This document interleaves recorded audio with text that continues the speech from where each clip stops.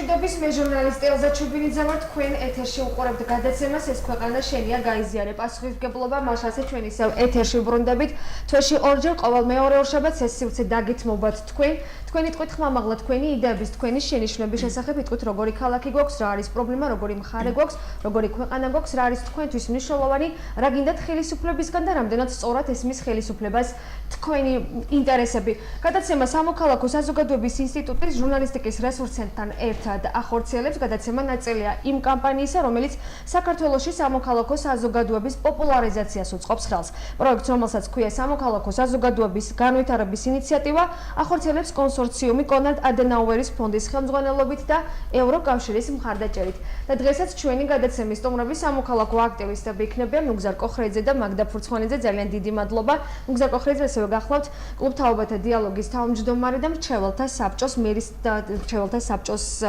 წარმომადგენელი მდივანი აი დიდი მადლობა ნუგზარ სწორედ აი ამ თემით მინდა მე დავიწყო შენთან საუბარი წინა დღეებში იყო მრჩეველთა საბჭოს კიდევ ერთი შეხვედრა მაგრამ სანამ დეტალურად მოყვები აი ამ შეხვედრის შესახებ და თემების შესახებ რომელზეც ამჯერად იყო საუბარი მანამ დავიწყოთ ორივესთან მექნება უფრო სწორად ეს კითხვა რა არის მაინც მთავარი პრობლემა დღეს ჩვენთვის ქალაქში მოგესალმებით ყველას ძალიან დიდი მადლობა ელზა მოწვევისთვის ამ გადაცემაში ვფიქრობ რომ ეს გადაცემა არის ძალიან მნიშვნელოვანი განსაკუთრებით როდესაც ეხება აქტივიზმს ეხება სამოქალაქო აქტივიზმს და მოგეხსენება ჩვენ არც თუ ისე ასე ვთქვათ განებივრებული ვართ ასე იმ ყურადღებით რასაც თქვენი გადაცემა ამ კონკრეტულ შემთხვევაში აქცევს ფოკუსირებული სამოქალაქო აქტივიზმზე რა თქმა უნდა ჩვენ სხვადასხვა გადაცემებში ვიღებთ მონაწილეობას მაგრამ აი ასეთი ფოკუსირებული გადაცემა სამოქალაქო ჩართულობაზე იშვიათია და მადლობა ამისთვის რაც შეეხება რა პრობლემების წინაშე დგას ქალაქი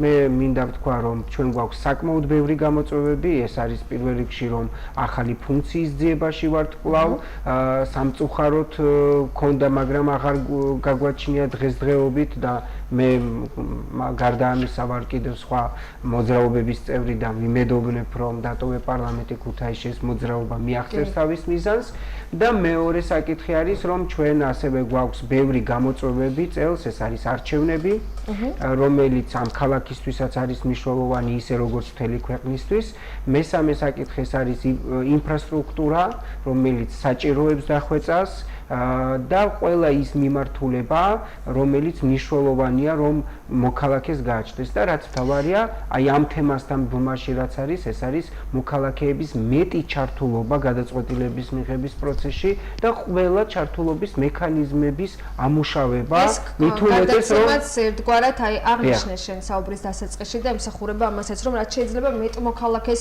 ვუთხრა და ვაჩვენეთ რომ აუცილებელია სამოქალაქო აქტივობა და თითოეულმა ჩვენგანმა უნდა მოხატოს ერთგვარად მოქალაქეობრივი ვალიც არის და უკეთესი ქვეყანა, უკეთესი ქალაქი, უკეთესი მხარე თუ გვინდა და გვინდა უკეთესი ხელისუფლება და ზოგადად გვინდა უკეთესი მომავალი, აქტიურად უნდა ვიყოთ ჩართულები, რაც შეიძლება მეტად აქტიურად. პრინციპში ჩვენ ძალიან ბევრჯერ გვიწევს საუბარი მათ შორის მეორე გადაცემაშიც ობიექტურად გულისხმობ ქალაქის პრობლემებთან დაკავშირებით და აი ამ გადაცემაშიც, მაგრამ ერთგვარად ეს არის ასე რომ ვთქვათ, ახლა გახსნა, ახალი წელი დაიწყო, ახალი წლის ათვლა დავიწყეთ, ახალი გამოწვევებიც წელს 2020 წელს გვექნება ქალაქშიც და ზოგადად ქვეყანაში აი ამიტომაც ერთგვარად გვინდოდა რომ ერთგვარი ზოგადი სახე ქონოდა დღევანდელ ეთერს. მაგდა მადლობა შენს რომ ხარ ჩვენთან ერთად, ასევე ძალიან აქტიური სამოქალაქო აქტივისტი, თითქმის ყველა სამოქალაქო პროტესტზე, ასე რომ ვთქვა და მოგვიანებით ვისაუბრებთ კიდევ სხვა თემებზეც ვაფიქსირებთ ხოლმე საკუთარ მოქალაქეობრივ პოზიციას, მათ შორის მეც, არა როგორც ჟურნალისტი, არამედ როგორც მოქალაქე. მადლობა კიდევ ერთხელ მაგდა. აი შენ როგორ თვლი ზოგადად მაინც რა არის ყველაზე მთავარი პრობლემა და გამოწვევა დღეს ქუთაისისთვის? მოგესალმებით პირველ რიგში და მიხარია რომ რაღაცნაირად პირველად ვარ ესეთ ამპლუაში როგორც სამოქალაქო აქტივისტი და ჩემთვისაც ცოტა ახალი არის მაგრამ კი ეთერში და მადლობა თქვენ ამ შესაძლებლობისთვის პრობლემა ნუგზარმა პრინციპში რაც თქვა ყველაფერზე ვეთანხმები აბსოლუტურად რაც არის იმიტომ რომ ქალაქის უსტატუსობა ეს ქმნის დიდ პრობლემას იმიტომ რომ მე პროფესიით ჟურნალისტი ვარ და როცა აქ იყო პარლამენტი მახსოვს როგორი ჩართულობა იყო და ფაქტობრივად როგორი ცენტრი განსაკუთრებით დასავლეთ საქართველოს ცენტრად ნამდვილად იქცა ქუთაისი აქედან შუქდებოდა ბევრი მნიშვნელოვანი ინფორმაცია და რაღაცნაირად სხვანაირი სიცოცხლე იგრძნობა ეს იყო კიდეც იდეა ფიქსი აი ამ საპარლამენტო დედაქალაქის სტატუსის ამბობდნენ ის ადამიანები რომლებიც ამბობდნენ რომ აქ არაფერი არ გვიგრძნია ეს ამას ცოტა ვერ ვიგებ ხოლმე, როცა ამბობენ ამას. რაც შეეხება კიდევ დიდ პრობლემას ინფრასტრუქტურასთან ერთად, რა თქმა უნდა, მე ყოველთვის მაწუხებდა ეს პრობლემა და რაღაცნაირად, როცა განსაკუთრებით ნახულობ სხვა ქვეყნებში, როგორი ადაპტირებულია ნებისმიერი შესაძლებლობის ადამიანისთვის, ხო? ეს ყველაფერი გინდა რომ შეზღუდული შესაძლებლობების მქონეებისთვის ადაპტირებას. კი ბატონო, მე ყოველთვის როცა მეგობრებთან ვსაუბრობ, სულ ვამბობ, პირველი შოკი, რაც საზღვარგარეთ მქონდა, როდესაც საფრანგეთში ვცხოვრობდი, იყო ის, რომ აბსოლუტურად პარალიზებული ადამიანი, რომელსაც შეეძლო მხოლოდ საჩვენებელი თითის მოძრაობა, აი კისერიც კი მიმაგრებული ქონდა ეტლზე, ის ადამიანი აბსოლუტურად დამოუკიდებლად შემოვიდა ტრამვაიში, გადაადგილდებოდა, წავიდა საყიდლებზე და მოკლედ, აი ყველაფერი ჩვეულებრივად დადიოდა ეს ადამიანი და ბოლო პერიოდში დაიწყო ამ მიმართულებით მუშაობა, ისიც უნდა აღნიშნოთ და ნუ გზა ისაუბრებს ამ მაშინ მახსოვს ჩემი ემოცია, როგორ გავქვავდი, როგორ უყურებდი ამ ადამიანს და როგორ ვინატრე, რომ მე აი იმ დროს მოვესწრო თქო, როცა ეს ყველაფერი მინიმუმ ჩემ ქალაქში იქნება თქო და ასევე კიდევ ვიტყოდი, რომ ყველაზე დიდი პრობლემა ასევე ქალაქში არის ის, რომ მე და ნუგზარსაც არაერთხელ ვისაუბრე, რომ სტუდენტები, რომლებიც ამ ქალაქს ყავს, არსად არ ჩანს და სტუდენტებისთვის ვერ ვხედავ, რომ რაიმე თქვათ მათ მოსაზიდად კეთდებოდეს და იმისთვის, რომ აი მათთვის აქ ცხოვრება იყოს უფრო პრესტიჟული, უფრო სასიამოვნო და სასურველი, იმიტომ რომ ჩვენ როცა ვსაუბრობთ ერთგვარად საკუთარი თავის რეალიზებას თუნდაც რაღაც მიმართულებით შეძლონა. კი ბატონო, ჩვენ როცა ვსაუბრობთ იმაზე, რომ აი ქუთაისმა გადაუსხა თბილისის ხლი და ასე შემდეგ და ასე შემდეგ და მოგყავს ყოველთვის წარსულის მაგალითები, ვფიქრობ, რომ ამაზე საუბარი აღარ არის საკმარისი რა. მე იმას არ ვამბობ, რომ ეს ყველაფერი დავივიწყოთ, არა, უბრალოდ უფრო მეტად რომ შევუწყოთ ახალგაზრდებს ხელი, უფრო მეტად მიმზიდველი გავხადოთ ეს ქალაქი, თუნდაც ინფრასტრუქტურის მოწყობით, თუნდაც მათთვის რაღაც შეღავათების დაწესებით, ხო? იმიტომ რომ რამდენიმე ათეული, 1000 სტუდენტი ყავს ქუთაის, რომლებიც არ ჩანან. თქვენ რომ გაიაროთ და დარწმუნებული იცით ეს პრობლემები საღამოს 5 საათის მერე, როცა ახალგაზრდული ცხოვრება უნდა იწყებოდეს ყველა ნორმალურ ქალაქში, ჩვენთან ეგეთი რაღაცა არ ხდება პირიქით, აი ამაზე არის საუბარი დაუსრულებლად ასე რომ თქვათ და პრინციპში ყველა ხელისუფლება და მათ შორის ხელისუფლებაში ცვლილება, ანუ ახალი მერი, იგივე გუნდის თუნდაც ასე რომ ვთქვათ, ერთგვარად დევს ამ პირობას, რომ ახალგაზრდებისთვის იქნება გაცილებით მეტი პროგრამა, იქნება საინტერესო, თუნდაც აი გასართობი მათთვის, მაგრამ ჯერჯერობით სამწუხაროდ ვერ ვიხდით, რომ რაღაცები არ კეთდება. ხო, აი ეს აღნიშნები. მაგრამ არის საჭიროება ახალი სისხლი, რაღაცა განახლება ჭირდება. აღარ არის საკმარისი ერთი და იგივე ბანაკები, ერთი და იგივე ადამიანებისთვის და ერთი და იგივე ასაკისთვის, ხო? ჩვენ როცა რაღაცა პროგრამებს, მე ხა არ მინდა კონკრეტულად რაღაცებს გავუსვა ხაზი, მაგრამ როცა რაღაც პროგრამებს იმუშავებს თუნდაც ადგილობრივი თვითმმართველობა და არის კონკრეტული ასაკისთვის და ორიენტირებულია მხოლოდ ამ ასაკის ახალგაზრდებზე, ხო?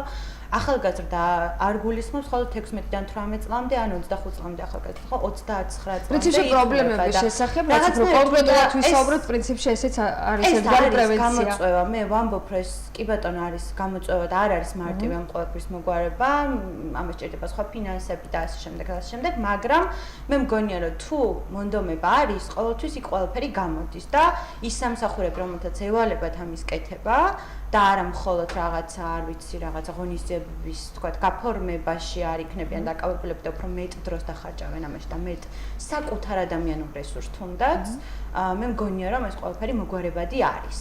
როგორ და რანაირად კი ბატონო, ცოტა უფრო კონკრეტულადაც მინდა აუცილებლად ვისაუბროთ, აი შენი პროექტის შესახებაც კონკრეტულად უფრო, ასე რომ ვთქვათ, მინდა მოყვე მაყურებელთან, შემდეგ როგორ განვითარდა აი აქ ასე რომ ვთქვათ, აი პროექტის შესახებ ამბავი, მაგრამ მანამ მოვისმინოთ მოსახლეობის და ჟურნალისტების ერთი ნაწილის მოსაზრება, აი მაგდამ აღნიშნა, რომ პროფესიით ჟურნალისტია და კიდეც მუშაობდი პროფესიით ძალიან ბევრი წელი. ნუ გზასაც საკმაოდ ცეთი შეხება ყოველდღიურად, ასე რომ ვთქვათ, არა მარტო მედიასთან, არამედ მოსახლეობასთან პრობლემებთან. მოსახლეობა, საზოგადოების ნაწილი და ჟურნალისტები, ადამიანები, ვინც ყველაზე უკეთ იცის პრინციპში პრობლემები, რაც ქალაქში გვაწუხებს.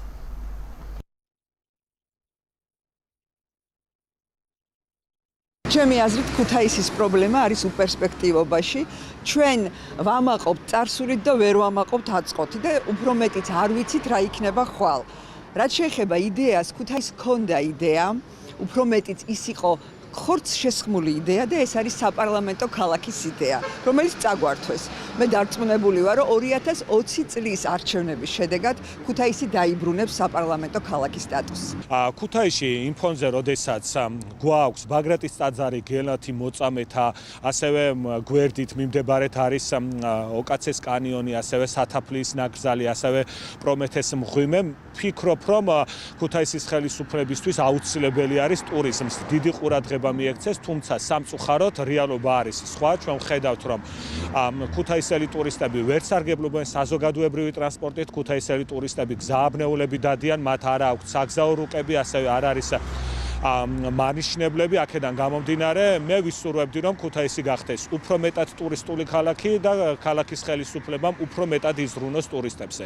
იმისათვის, რომ ქალაქში თითოეულმა მოქალაქემ ცხოვრობს ქუთაისში, საკუთარ თავზე იქნის, შვება მნიშვნელოვანია, რომ ქუთაისი ისევ იყოს სამრეწველო ქალაქი, ქუთაისში იყოს და შეიქმნას ალებერი სამუშაო ადგილები. ჩვენ ხედავთ, რომ გარკვეულწილად ძალიან ბევრია გასაკეთებელი, თუმცა ასევე ხედავთ იმასაც, რომ მიმდინარეობს მშენებლობები და რაღაც კეთდება, მაგრამ მინდა ვთქვა, რომ ძალიან მნიშვნელოვანია მოხდეს ადგილობრივის დასაქმება და პრიორიტეტი დასაქმების კუთხით იყოს ადგილობრივი, იმიტომ რომ ჩვენ ვხედავთ სხვადასხვა კომპანიები, რომლებიც აწარმოებენ თუნდაც მშენებლობას, ჩამოყავთ საკუთარი მოქალაქეები, გულისხმობ უცხო ქვეყნის მოქალაქეები და დიდი ნაწილი დასაქმებულების სწორედ არიან უცხოეთის მოქალაქეები. მნიშვნელოვანია, რა თქმა უნდა, მათთვისაც სამუშაო ადგილი, მაგრამ როცა ადგილობრივი არის უმუშევარი, მნიშვნელოვანია, რომ შეუქმნათ ის პირობები, რომ ადგილობრივი დაკავდეს საკუთარ ქალაქში და არ მოუწიოს სამუშაოდ და ოჯახის არჩენად სხვა ქვეყანაში და სხვა ქალაქში გადასვლა. ქალაქის ერთ-ერთი მთავარი პრობლემა ეს არის, რომ ქუთაისის მუნიციპალიტეტის ტერიტორიაზე არსებული შენობა ნაგებობები ძირითადად იმყოფება ეკონომიკის სამინისტროს ან ფინანსთა სამინისტროს ბალანსზე და შესაბამისად ქალაქს არ ეძლევა საშუალება მისი ინტერესებიდან გამომდინარე ამ შენობა ნაგებობების განკარგვის.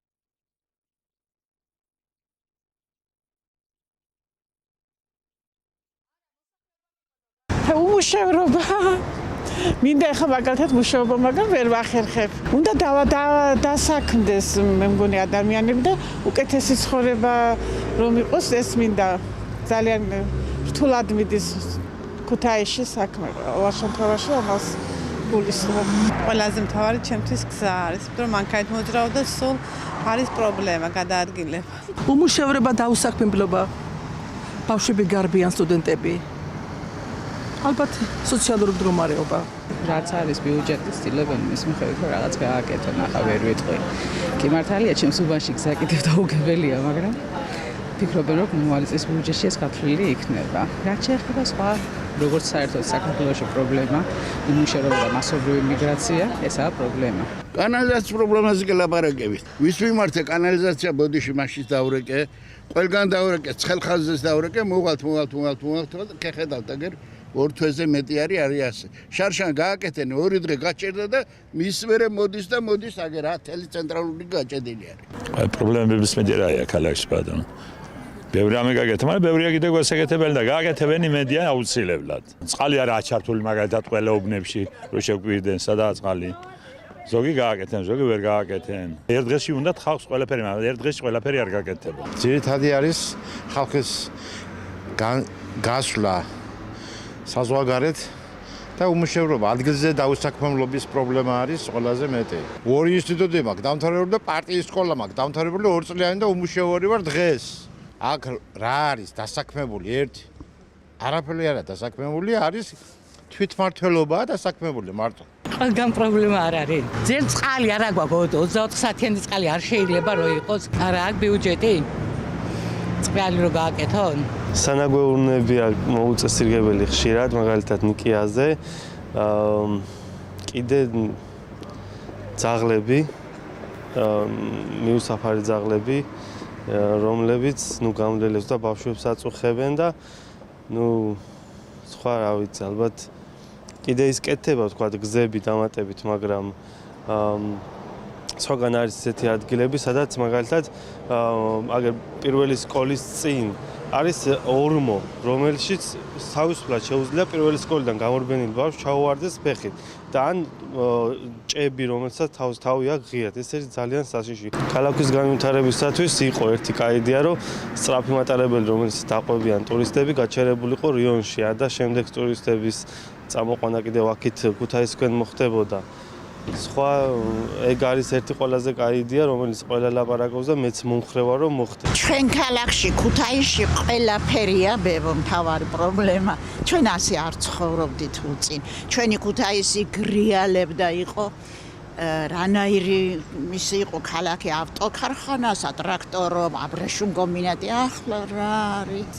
უფრო მეტ ადგილას რომ იყოს ქვეითთა გადასასვლელი. ხო, მეტი ახლა დასუფთავებასთან დაკავშირებით მოწესრიგებულია ასე თუ ისე. ინფრასტრუქტურის მოწყობა, როგორც ბავშვებისთვის, ასევე მოხუცებისთვის და მეტი გასართობი ბავშვებისთვის, რომ უფრო ღიმილიანი მომავალი გვყავდეს.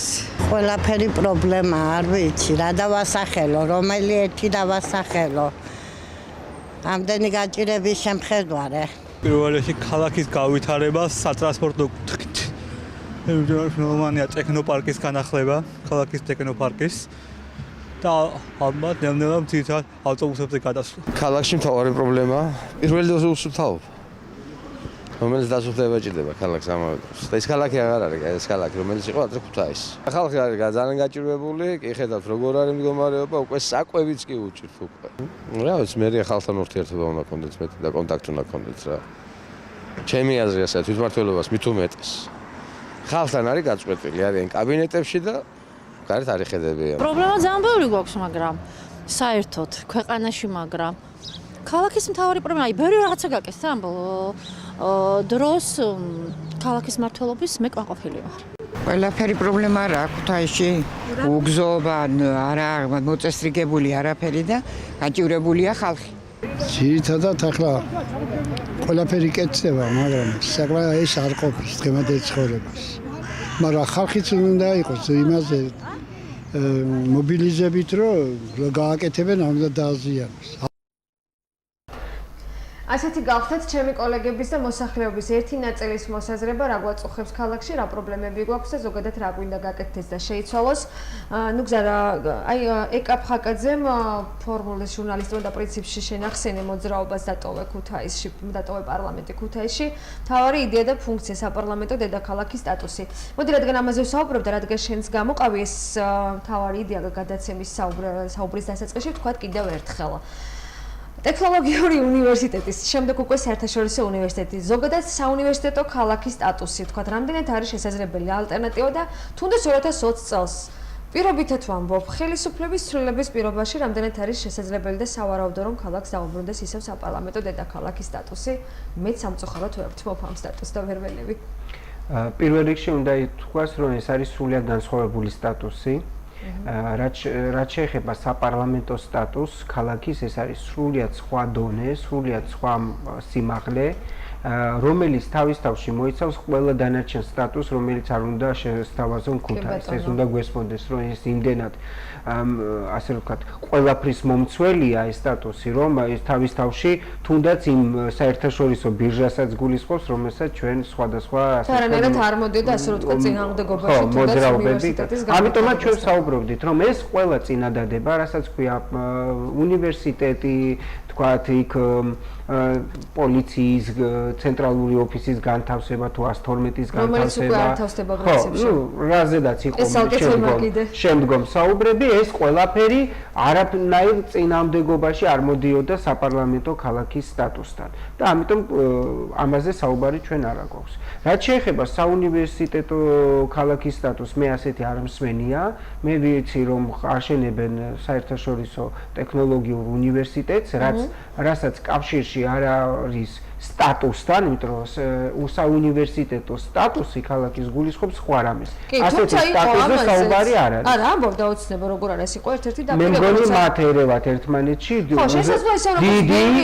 დიდი მნიშვნელოვანი უნივერსიტეტის უბრალოდ განლაგება ქალაქთან ახლოს და სტატუსი. არა ერთხელ პრინციპში მაყურებელმაც იცის და შენც იცი აღსახებ, რა თქმა უნდა, აღმოჩნდა რომ არც ისე ვთქვათ დიდი ჩვენთვის ჩვეულებრივი მოვლენა არამფერი ამაში გასაკვირი ჩემთვის არ არის, ეს მათი საქმე არის როგორ შეცვლია, მით უმეტეს ამ ეტაპზე ეს არის მაინც კერძო უნივერსიტეტი, რადგან კერძო თანხებით შენდება, ხოლო რაც შეეხება ქალაქის საუნივერსიტეტო გადმოგვეცემთ. ხო, გასაგებია. და ეს კარგია ზოგადად, ამაში ცუდი არაფერი არ არის, ძალიან კარგია, ეს მნიშვნელოვანია თუ ის იმ დატვირთვით იმუშავებს, რასაც პროექტში აქვს ჩადებული, ეს ქალაქს რა თქმა უნდა დამატებით გარკვეულ ბიძგს მიცემს. მაგრამ არა იმდენს, რამდენსაც მიცემდა საპარლამენტო ქალაქის ასე ვთქვათ სტატუსი და აძლევდა კიდევაც კარგად თუ ცუდად ამას აკეთებდა. აი ამაზეც ისაუბრა პრინციპში მაგდამაც ისაუბრა და მე როგორც ვხვდები არც მაგდას ვთქვათ ალტერნატივას ვერ ხედავ,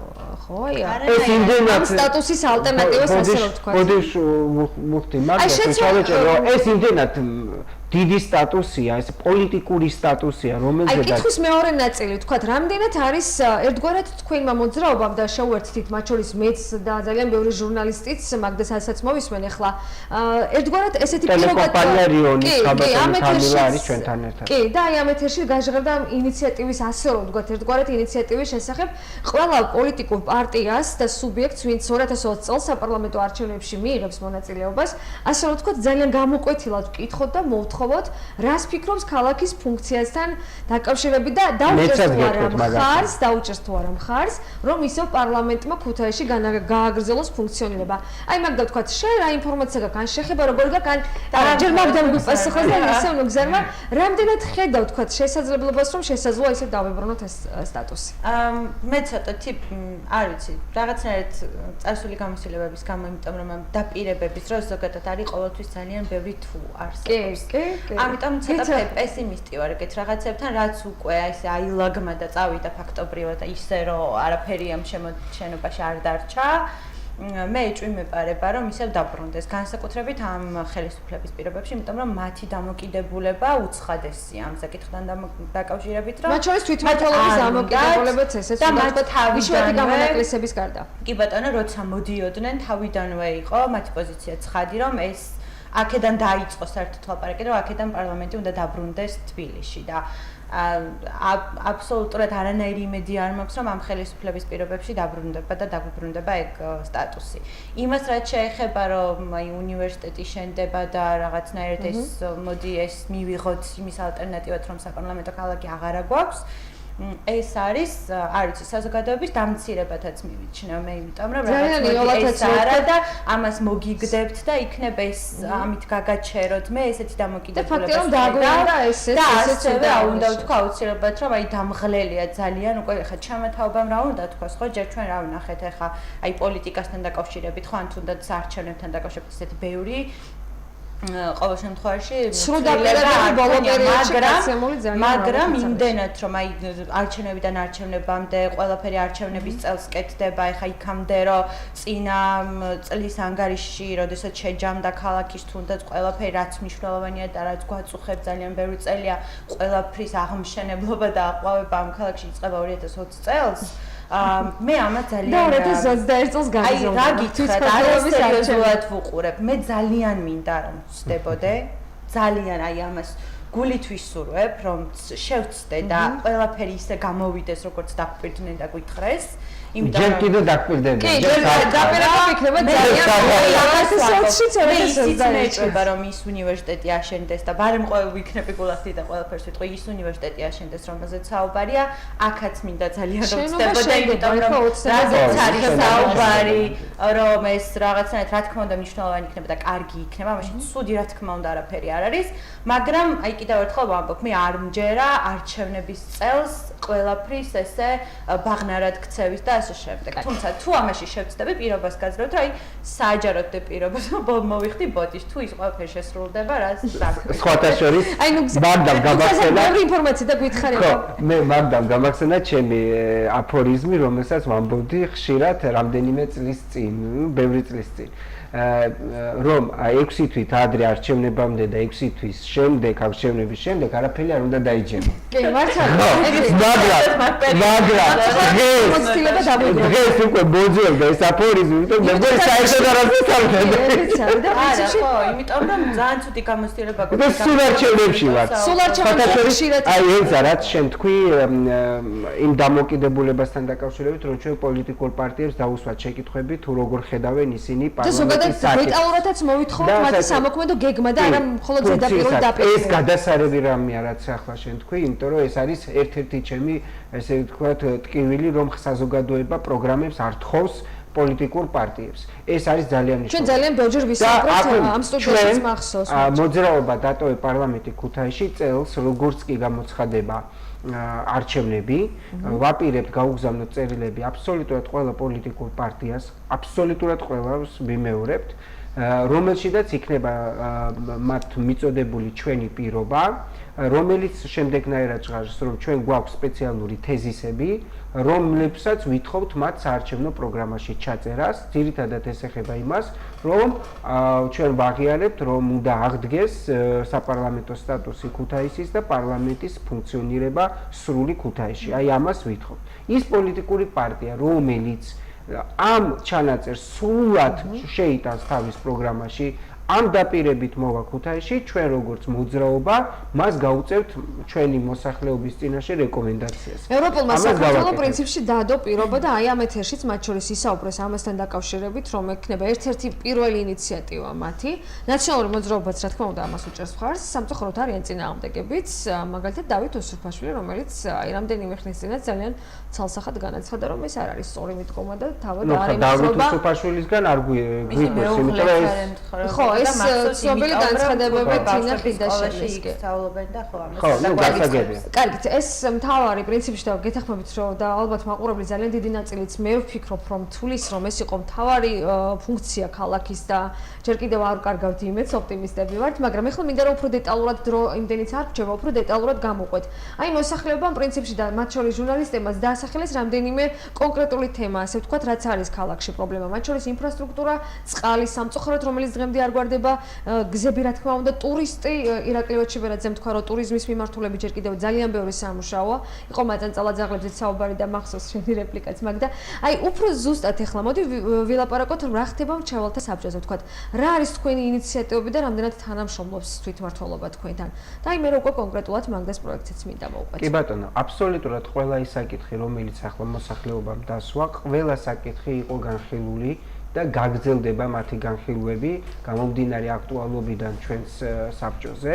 მოგეხსენებათ, რომ სამოქალაქო მრჩეველთა საბჭო ეს არის ერთ-ერთი მექანიზმი ჩართულობის, რომელიც თავის თავში გულისხმობს იმას, რომ ჩვენ ვართ მოქალაქეები, რომელიც ენთუზიაზმზე მონაწილეობთ ამ პროცესში და ჩვენ გვაგვაჩია მხოლოდ რეკომენდაციის საშუალება ქალაქის მერის მიმართ. რასაც განვიხილეთ, გეტყვით, რომ მათ შორის განვიხილავთ ინფრასტრუქტურულ პროექტებს, აბსოლუტურად ყველა პროექტს, რომელიც ხორციელდება ქუთაისში, იქ სადაც შესაძლებელია პრევენცია, ყველგან ვახორციელებთ. ამ პრევენციას ყოველ შემთხვევაში მსჯელობის ასე ვთქვათ ნაწილში ჩვენ ვიყავით რამდენიმე ადგილზე, სადაც მიმდინარეობდა საგზაო ინფრასტრუქტურის მოწესრიგება. თქვენ მოგეხსენებათ, რომ დაახლოებით 25 ქუჩა ერთიანად გაკეთდა ქუთაისში. ჩვენ ვიყავით ამას ფაქტობრივად ორგანიზება თვითონ ქალაქის მერმა გაუკეთა და მისმა ადმინისტრაციამ. ჩვენ საბჭოს წევრები ვიყავით ამ გარე მონიტორინგზე და დავაკვირდით, ვიკითხეთ ეს ქვაფენილი რატომ არის აქ, რატომ მანდა მაიცე ეს ნაწილი და ასე შემდეგ. შემდეგ ჩვენ გქონდა ახლა ასეც კი არ არის, რომ ყველაფრის უჯერავო, რასაც გვეუბნებიან, არამედ ვეკითხებით, რა თქმა უნდა, ექსპერტებს, რომლებიც მე არა ვარ გზის მშენებელი და ბუნებრივია ეს საქმე არ მესმის, თუმცა შემიძლია დავინახო თვალით, რაც არ მომეწონება, მე გადავამოწმო. როგორია ზოგადისწორი თემისა, რომ მოსახლეობის ნაწილი ამბობს, რომ იმათ ვისაც ესმით ახლა ეს საკითხი, ყოველ შემთხვევაში მე ველაპარაკე სამს და სამმა მითხრა, რომ ეს სამუშაოები უფრო უკეთესად ხორციელდება, ვიდრე ადრეულ წლებში განხორციელებულა, განსაკუთრებით თავისი შიდა გაყვანილობებით და ასე შემდეგ.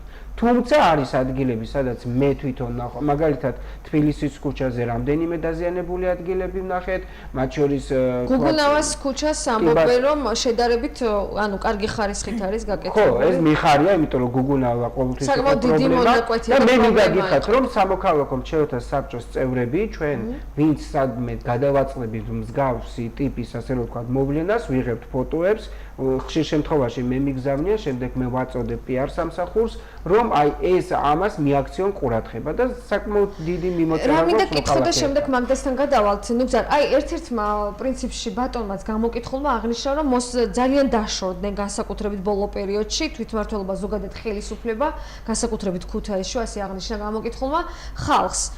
აი ამას ხშირად ამბობს ოპოზიციას. არა მარტო კი, თქვენც ამბობთ. ამ კუთხით თქვათ, აი რეკომენდაცია რა არის თქვენ? რატომ არის ეს პრობლემა ზოგადად? მაშინ როცა ჭირგვარია პრინციპში თავის გუნდთან ერთად ძალიან ღიად ამბობს, რომ ჩვენ თანამშრომლობთ მოსახლეობასთან. მე ძალიან მიხარია, რომ ჩვენ დაგვებრუნდა ქეთი ბერძენიშვილი, იმიტომ რომ სწორედ მას ეკუთვნის აი ეს საკითხი, რომელიც ჯერ კიდევ გასულ წელს, თუ არ ვწდები 1 წლის წინ დააყენა დღის წესრიგში. მან თქვა, რომ აი ეს დაშორება რო არსებობს, არსებობს ასე რომ ვთქვათ, განსხვავებული ინფორმაციები, ამიტომ შესთავაზა და საბჭოზე ჩვენ ეს განვიხილეთ, რომ ქალაქის მერი პერიოდულად წარდგეს ჟურნალისტების წინაშე, ასე რომ ვთქვათ, გარკვეული ანგარიშით, მოხსენებით, ბრიფინგით და ასე შემდეგ.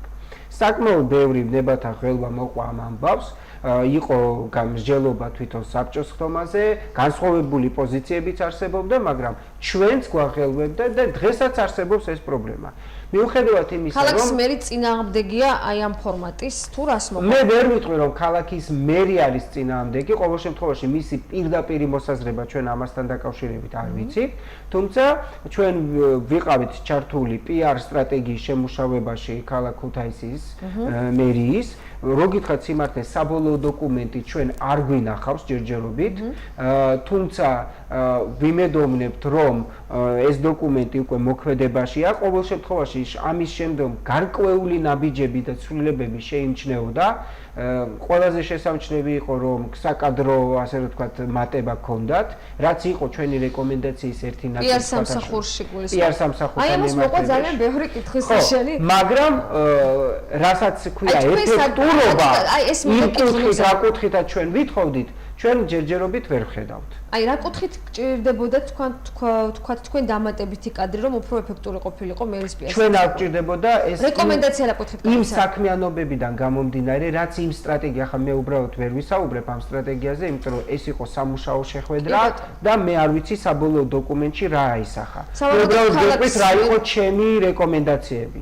ჩემი რეკომენდაციები იყო, რომ ის რასაც ქვია PR სამსახური, ეს PR სამსახური უნდა პირველ რიგში აგებდეს ურთიერთობას მოქალაქესა და მერიას შორის. ეს არის მისი პირდაპირი, ამიტომაც ქვია ხო, საზოგადოებასთან ურთიერთობა და ეს საზოგადოებასთან ურთიერთობას მარტო ჟურნალისტიკას არ გულისხმობს. გულისხმობს მაგალითად იმ სერვისის და ვინმე სჭირდებოდა ამის განმარტება PR-ში? არა, მე არ მithქვამს რომ განმარტე, მე უბრალოდ განმარტე ეს მაყურებლისთვის, მათ რა თქმა უნდა ეს იცოდნენ. მაგრამ მე ვუთხარი რომ ეს უნდა იყოს უფრო ფართო მასშტაბით გაკეთებული სამუშაოები. მათ გვითხრეს თავისი პრობლემები და ნუ ჩვენ დავინახეთ რომ რეალისტურია ეს პრობლემები, ნამდვილად 1-2 ადამიანი ბევრ რამეს ვერ მოერევა, იმიტომ რომ ბევრი ასე ვთქვათ წიაღსვლებია. თუმცა არსებობს სხვა მოდელებიც, მაგალითად ჩვენაერი სიდიდის ქალაქებში, სადაც თავად ქალაქის მერი იღებს სელფებს, დებს ინფორმაციებს თავისი ასე ვთქვათ გადაადგილების შესახებ და ამისთვის სრულიადაც არ ახავს. ეს ერთგვარ შესაძლო პიროვნული დამახასიათებაც იყოს თქვათ ახლა. ხო, რა თქმა უნდა, ეს ახლა უკვე პიროვნების დამახასიათებელია, მაგრამ თუმცა ეს მე ზოგადად ვერ ვიტყვი რომ იქ ვინც მუშაობს, ეს არ არის პროფესიონალი. ყველა ვინც იქ მუშაობს, ყველას ძალიან კარგად ვიცნობ, ყველას პროფესიონალიზმში ვართ დარწმუნებული, ვიცით მათი ბიოგრაფიები მანამდე სანამდე დაიწყებდნენ იქ მუშაობას, მაგრამ არის ალბათ რაღაცა პრობლემა გადაწყვეტილების მიღების ნაწილში. სავარაუდოდ ქალაქის მერი გიორგი ჭეღვარია იქნება 4 შაბათს, არა ამ გადაცემის ოღონდ ობიექტური აზრის პერიოდული ბრიფინგების შორის უნდა ვთქვათ სამართლებისთვის ნამდვილად და ჩვენი მაყურებელიც ვინც გვადევნებს თვალს და გვეთანხმება რომ საკმაოდ ხშირად მოდის ამ გადაცემაში. ეს ძალიან კარგია. და პრინციპში ჩვენ არასდროს არ მიგვიგია უარს შესაძლოა შენ გამახსენი ახლა მე რომ როდესაც ესაუბრები და ეს არაერთ საბჭოზე მიმდინარე საუბრები იყო, ამის შემდეგ კომუნიკაცია გაუზარდეს მერს მოსახლეობას და მე ვიცი რომ აი ბევრი ჩართვები შემდეგ გააკეთეს. ალბათ გადაახარისხეს, ასე მოიფიქრეს და მაინც შესაძლოა მე მართლა და რაც თავად ახლა არჩევნები მოდის ძალიან თქვათ მოსახლეობასთან შეხვედრის მით უფრო როცა საარჩევნო წელი მოდის ზედიზე 2 წელი 2020-2021 გისმენთ მაგას ფოტოშოპის აქ დავამატებ რომ თვითონ ქალაქის მერი არა, მაგრამ მე რამდენადაც ვიცი, ვიცე-მერი ბატონი ირემეიშვილი ძალიან ბევრ შეხვედრას ჩვენ წარმოგვიდგინა ბატონმა ირემეიშვილმა ანგარიში მისი მოქალაქეებთან შეხვედრის შესახებ და რა პრობლემები დაისვა და რამდენი პრობლემები მოაგვარეს ამ საკრებულოც აქტიურად ყოველ შემთხვევაში რაც მოდის ინფორმაცია მაგრამ ეს არ არის საკმარისი ჩვენ ვიცოდეთ რომ ამას სჭირდება ძალიან მძლავრი ეს რომ იყო საკმარისი არ იქნებოდა მოსახლეობის მხრიდან უკმაყოფილება რომ მათ უჭერთ თვითმმართველობასთან კონტაქტი და კომუნიკაცია. განსაკუთრებით აღვნიშნდი რომ ხშირად კომუნიკაციის პრობლემები აქვთ იქ სადაც მიმდინარეობს სამუშაოები. სადაც მიმდინარეობს რაიმე შესაძლოა გაღიზიანებულ მოსახლეობასთან შეხვედრას ერთგვარად ერიდებიან კიდეც ესეც. ხო, მაგრამ აუცილებელია ყველაზე კარგი პრობლემა ძალიან მინითვის მოსახლეობას. რა თქმა უნდა, გაცხრები ეს არის ძალიან სერიოზული პრობლემა, გისმენ მაგდა. ნუ გზარი რასაც ამბობს მე აბსოლუტურად ვეთანხმებ, უბრალოდ მინდა განვავრცო ის რომ ზოგადად მეც ახლა ვიყავი მაგალითად წლის შეჯამებაზე და რატომ მოხდი იქ არ ვიცი რა სტატუსით ვიყავი არ მახსოვს მე მგონი შენი დაჯილდოვება ხდებოდა მაგრამ აი ეს უნდა მომიყვა ხუთი წუთი დარჩენილი და ესეც აუცილებლად უნდა მითხრა ეს ბრიფინგებით თუნდაც რაც თქვით ახლა ხო ნებისმიერი ფორმატი ბრიფინგები არ ვიცი სატელევიზიო გადაცემები და შემდეგ მაინც არის ერთი და იგივე ადამიანებისთვის რა ხვდები ჟურნალისტებმა ისედაც იციან რა ხდება ქალაქში იმიტომ რომ ეს არის პირდაპირ მათი საქმე მოიძიონ ინფორმაცია და გასცემენ ესე რომ ვთქვა გასცემენ მაგრამ ეს არ არის საკმარისი არის ჩვეულებრივი ადამიანი რომელიც ეს არ არის კომუნიკაცია მოსახლეობასთან რა თქმა უნდა გეცეთ მაგალითად ტელეკომპანია რიონს ან სხვა ტელევიზიას ან არ ეცნობა მოკლედ საინფორმაციო არხებს ხო მას გონია რომ მართლა არაფერი არ კეთდება ქალაქში გარდა ამისა მოსახლეობას აქვს სხვა დაკვეთაც ასე რომ ვთქვა პირადი კომუნიკაცია და პირადი ურთიერთობა სჭირდება და თქვა არა ჟურნალისტებს შეიძლება ამ დროს კეთდება რაღაც ქალაქში მეც იმ ანგარიშის დროს გავიგე რომ უი თურმე ამდენი ქუჩა გაკეთდა, მანამდე მქონდა ის განცდა, რომ ამ ქალაქში არაფერი არ კეთდება. შესაბამისად, ეს აგდებს პრესტიჟს ადგილობრივი თვითმმართველობის და როცა ეს უკვე არის ნულს ქვემოთ, ძალიან რთულია, რომ მე საზოგადოებასთან ურთიერთობის სამსახურმა ეს ყველაფერი ამოწიონ. მიუხედავად იმისა, იქ არ ვიცი მე ჩემი მეგობრები არიან პროფესიონალები არიან, სწორი დაგეგმვა, რასაც ახლა ნუგზარი საუბრობდა. ჩვეულებრივ ადამიანებამდე უნდა მივიტანოთ ხმა და არა ჟურნალისტებამდე, არა ნუგზარამდე, რომელიც ისედაც საბჭოს წევრია და თქვა ჩართული ასეთ ამბებში. ანუ არა მხოლოდ აქტიური მოქალაქეებისთვის იყოს ეს ყველაფერი გასაგები. არამედ ჩვეულებრივ ჩემი მშობლებისთვის, ბებია-ბაბუებისთვის, რიგითი მოქალაქე ნებისმიერი. არის მიღების დღეებიც, მაგრამ მაინც არ არის ეთყობა ყველაფერი საკმარისი. არ არის, მე ვფიქრობ რომ აი მე გახსნილობა ძალიან მომწონს ეს მოსახლეობის დაკვეთა, ასე რომ ვთქვათ, რომ უნდა უფრო მეტი მაღალი ხარისხის კომუნიკაცია. აი მაგ პროცესია უნდა მითხრა აუცილებლად, იმიტომ რომ ეს ასე რომ ვთქვათ, დავუკვირდეთ მაყურებელს გადაცემის დასაწყისში, ხო, ეს იყო მერის იდეა, ესეც აღვნიშნოთ, შენი იდეა ქუთაისის განვითარებისთვის მოკლედ ასე იყო. აი მოდი მოგვიყევი შენი იდეის შესახებ და რა მოხდა აი ამ ერთ-ერთი გამარჯვებული, რომელმაც ასევე გაიარა მრჩეველთა საბჭოში. თუ შეიძლება რომ მოკლედ ახსნა როგორ მოხდა, მაგრამ ძალიან მოკლედ კი. ჩვენთან შემოვიდა 68 სამოქალაქო ინიციატივა ამ კამპანიის ფარგლებში. ჩვენ შევარჩიეთ აქედან 10, ეს არის პრეროგატივა სამრჩეველთა საბჭოში და 10-დან უკვე თვითონ მოსახლეობამ თავისუფალი ხმის მიცემით პრინციპით იყო კი. პრინციპით შეარჩია 3 და და რა იყო ეს შენი პროექტი მაგ. თუმცა აქაც ჩვენ ინფორმირებულობაზე როცა ვსაუბრობთ, აქაც არ იყო საკმარისი მიტკითხეთ, იმიტომ რომ ისე გამარჯვა ამ იდეამ, რომ ჩემს უბანში მაგალითად საერთოდ არ ქონდათ ინფორმაცია, რომ აქ რაღაცა კეთდება და მე რაღაც იდეა შევიტანე, იმიტომ რომ მე არ დავიარე კარდა არ ვუთხარი, რომ ეგეთ რაღაცას ვაპირებ. მერე რატო იდეა მითხარით. ეს თემა, ხო. იდეა იყო ესეთი, რომ მე ვცხოვრობ ეგრეთ წოდებულ სტეკლოტარას მიმდებარე მინისტრის ქარხნის მიმდებარე ტერიტორიაზე ყოფილი მინისტრის და იქ არის ქუთაისში ერთი ყველაზე დიდი მიწისქვეშა გადასასვლელი, სულ 3-ია, ერთი ეს არის მეორე ქალაქში არის ცენტრალურ ნაწილში და მესამე არის ყოფილი ტექნიკური უნივერსიტეტის წინ საღორიაზე. და ეს არის ყველაზე დიდი, რომელიც უფუნქციოდ არის ძალიან დიდი ხანია. ჩემს ბავშვობაში იქ იყო სავაჭრო ცენტრის მაგვარი, რაღაც ჩანასახი, ასე ვთქვათ. და აბსოლუტური ანტისანიტარია, შიგნით არაფერი არ არის, მაგრამ დიდი ხანია და თან ეს გზა არის ძალიან გადატვირთული. მოგეხსენებათ, იმიტომ რომ ჭავჭავაძის და ნიკეას და ჭავჭავაძის ნიკეას და ასათიანის ქუჩების კვეთა და ტრანზიტი არის ძალიან დიდი ჭავჭავაძის განსაკუთრებით და ნიკეადან შემომავალი და ერთ-ერთი მთავარი გზა პრინციპში ისედაც. ხშირია ძალიან რთულია მოძრაობა, იმიტომ რომ პირდაპირ მხარეს არის საბავშვო ბაღი, არის სკოლა, აქეთაც კეთილმოწყობა აი ამ გადასასვლელის იყო კეთილმოწყობილი უფრო სწორედ არის, მაგრამ ზებრათი რეგულირდება, მაგრამ ეს რასაც შუქნიშანი ავტომატურად აანთებს 13 წამი არ არის საკმარისი რომ გადაკვეთო გზა, იმიტომ რომ ძალიან ფართე სამოძრაო ზოლია იქ, სადაც უნდა გადაკვეთო და შესაბამისად, როცა მწვანე ქრება, სანამ ღერძულ ხაზამდე მიხვალ, მე იქიდან გადასასვლელის კეთილმოწყობა ვიგულისხმაი. ხო, გადასასვლელი მეტნაკლებად. აი, ეს იყო იდეა პრინციპში თქვენი, რომ მიწისქვეშა გადასასვლელი, იმიტომ რომ ზემოთ, აი მე ვხსნი რატო გაჩნდა ეს იდეა, იმიტომ რომ და ერთ-ერთი გამოკითხული გეთანხმებათ თქვენ მე მახსოვს აი წაგან გავიდა ჩვენს ეთერში მიწისქვეშა გადასასვლელების მოწესრიგება აი ამ ქალაქში პრობლემა. იმიტომ რომ ეს რაღაცნაირად არის დიდი ადგილი, როგორც თქვი და გაცილებით ამით უფრო გაადვილდება ტრანსპორტის მოძრაობა ქვეითის მოძრაობა და გადაადგილება იქნება უსაფრთხო, მაგრამ თავარი იდეა რა არის, რომ ზუსტად აი ახალგაზრდებზე მე რაც საუბრის დასაწყისში ვახსენე, აი ამიტომაც მინდოდა რომ მოგიყოლა. გააქტიურება იყოს არის ჩემი პრობლემა, რასაც ვხედავ ქალაქში. მე წარმომიდგენია, რომ ეს გადასასვლელი არ იყოს მხოლოდ გადასასვლელი. ჩვენ უნდა მივცეთ, მგონია, რომ უნდა მივცეთ ქართულ არტისტებს ბიძგი იმისთვის, რომ აი მათ მოვახატინოთ კეთლები, შევთავაზოთ, იმიტომ რომ აი მაგალითად უკლება გახდა ქუთაისში ცნობილი მაშინ, როცა თბილისში მქონდა სერიოზული გამოფენები და დაიწერა მასე ისინი რა ქვია სტატიები შეფასებები და ასე შემდეგ. მე მაგალითად ყოველთვის ვემხრობი იმას, რომ ადგილობრივ და როცა არის ქუთაისის საბადო კრეატიული ადამიანების მივცეთ ამის შესაძლებლობა. ჩვენ თვითონ შევთავაზოთ, აი თვითმმართველობამ შესთავაზოთ, რომ აი ადგილი გვაქვს, მოდით დაახატეთ. ეს იყო ერთ-ერთი გამარჯვებული იდეა, მაგრამ შემდეგ როგორ განვითარდა ესეც მითხარი? აი ეგ იყო, მაგრამ თუ მარტივად მოკლედ კონცეფცია რაც არის, რომ მოკლედ ესე კედლები უნდა მოიხატოს, 4-ვე მხარეს ჩაისვას კარი, ვიდეო თვალი უნდა დამონტაჟდეს, განათება უნდა იყოს აუცილებლად, 10 საათის მერე შეიძლება დაიკეტოს, იმიტომ რომ იქ შესაძლებელი იყოს თქვა გამოფენების მოწყობა. ძალიან საინტერესო ნამდვილად. პერმანენტული თუ იქნება თქვა რამდენიმე დღიანი გამოფენა, ხო ის ხამი რო დაიკეტება და იქნება თქვა ვიდეო თვალი, ეს დაცული იქნება.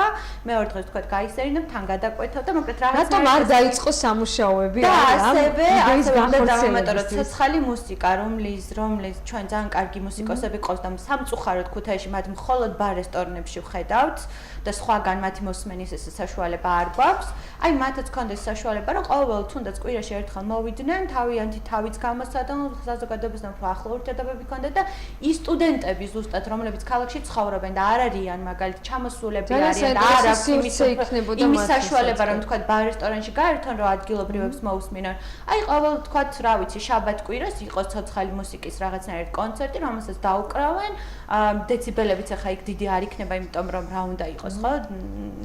მას შემდეგ და აი მოეწყოს რაღაცა. ასევე რაც ყველაზე მნიშვნელოვანი არის ჩვენ ყოლია ქალაქში ისეთი სტუმრები, მაგალითად მწერლები, მხატვრები, თვითონ მუსიკოსები, რომელთა თქვა საჯარო ლექციებს და შეხვედრებს არ ჭირდებათ აკადემიური სივრცე, ხო? არ არის ყველაფერი ჩვენთან ან უნივერსიტეტში არის ხოლმე, ან თეატრში და შეიძლება საუბრის თემას საერთოდ არ უხდებოდეს ეს გარემო და უფრო ავანგარდული იყოს რაღაცნაირად. ამიტომ მე წარმოვიდგენია, რომ ესეც ძალიან კარგი. აი შენი იდეა იქნებოდა ძალიან საინტერესო და რაღაცა ეს თუცნაური და განსხვავებული სივრცე ქუთაისისთვის ახალი პრინციპში.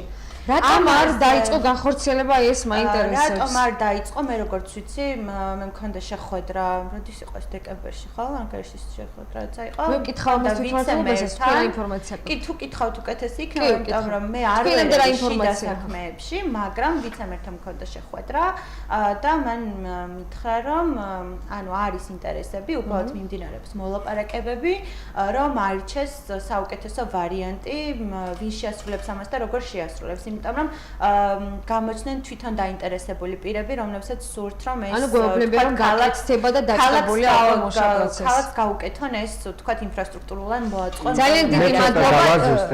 ძალიან ძალიან მოკლე, ძალიან არ უნდა დავყავოთ მე თვითონ ჩემი მე დავაზუსტებ, რომ ესე იგი ის სამივე იდეა, რომელმაც გაიმარჯვა და ხალხმა შეარჩია, ამ სამივე იდეას აქვს ორი ვარიანტი. პირველი, რომ სრულად დაფინანსდეს ქალაქ ქუთაისის ბიუჯეტიდან და მეორე არსებობს სხვადასხვა მხარეები, რომლებიც ასევე თანადაფინანსების პრინციპით იქნება. ამიტომ ახლა მე არ ყვევს, რამდენად ეს შესაძლებელია. თუ ეს შესაძლებელია, ანუ გახორციელდება სამივე იდეა, რომელმაც მაგრამ აუცილებლად უნდა გახორციელდეს. კი, აუცილებლად უნდა გახორციელდეს და ჩვენც მოვიკითხავთ, კი, აი ამ ჩათასაჭროს ამბობს და ჩვენც კი და დავასრულოთ. კი, აი სამოქალაქო აქტივისტთა რადგან გვაქვს საუბარი, ეს მინდა ერთ წინადადებით თქვა, რომ არ არის სამოქალაქო ჩემი აზრით სამოქალაქო აქტივიზმი მხოლოდ watchdog-ის და ჩასაფრებული ადამიანის პოზიცია არ არის რა.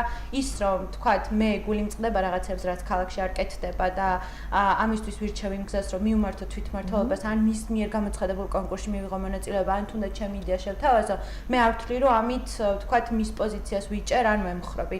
მე მაინც თავისუფალი ვხდებ, მე სხვისთვის ვამბობ ამას, რომ მეტად გავაგებინო რაც ნიშნავს ეს. ეს არ ნიშნავს იმას, რომ მე თუ რამე აღარ მომეწონება, არ ვიტყვი ამას და ამას დავფარავ. ამიტომ ეს არა იყო კითხვის ნიშნები, ამიტომ მინდა რომ დავასრულო. კი ბატონო, სამწუხაროდ ეს არა მარტო სამოქალაქო აქტივისტ ჟურნალისტებსაც ძალიან ხშირად გვდევს, ასე რომ ვთქვათ. ძალიან დიდი მადლობა, ძალიან საინტერესოა ვფიქრობ მაყურებლისთვისაც და ჩემთვისაც ნამდვილად თქვენთან საუბარი. სამწუხაროდ დრო ამოიწურა სამოქალაქო აქტივისტები ნუგზარ კოხრეიძე, მაგდა ფურცხვანიძე გავხდეთ. გადაცემის პირველი ბლოკის სტუმრები და ჩვენ რამდენიმე წუთში რეკლამის შემდეგ ბრუნდებით. ჩვენ ისევ ეთერში ბრუნდებით და გადაცემის მეორე ბლოკის სტუმარს წარმოგიდგენთ სამოქალაქო აქტივისტი თორნიკე ბარათაშვილი გახლავთ ჩვენი გადაცემის მეორე ბლოკის სტუმარი. გამარჯობათ ბატონ თორნიკე, ძალიან დიდი მადლობა რომ ჩვენთან ხართ. დღეს ძირითადად ვსაუბრობთ ქალაქის ირგვლივ, მაგრამ მე მინდა რომ გადაცემის მეორე ნაწილში ასე ვთქვათ დრო დავიტოვო და ქვეყნის მთავარი გამოწვევის და ყველაზე მძლავრი პროტესტი, რაც ბოლო პერიოდში საქართველოში ჰქონდა, აი ამის შესახებაც ვისაუბროთ, მაგრამ მაინც მინდა რომ ქუთაისით დავიწყოთ. ყველაზე მთავარი პრობლემა რა არის თქვენთვის ქალაქში? ყველაზე აუცილებელი რაც უნდა მოგვარდეს დაუყოვნებლივ, რას თვლით? პირველ რიგში მოგესალმებით თქვენ მაყურებელს. პრინციპში ძალიან დიდი ხანია ამ სტუდიაში აღარ ყოფილი ვარ, გილოცავთ ამ ახალ გადაცემას.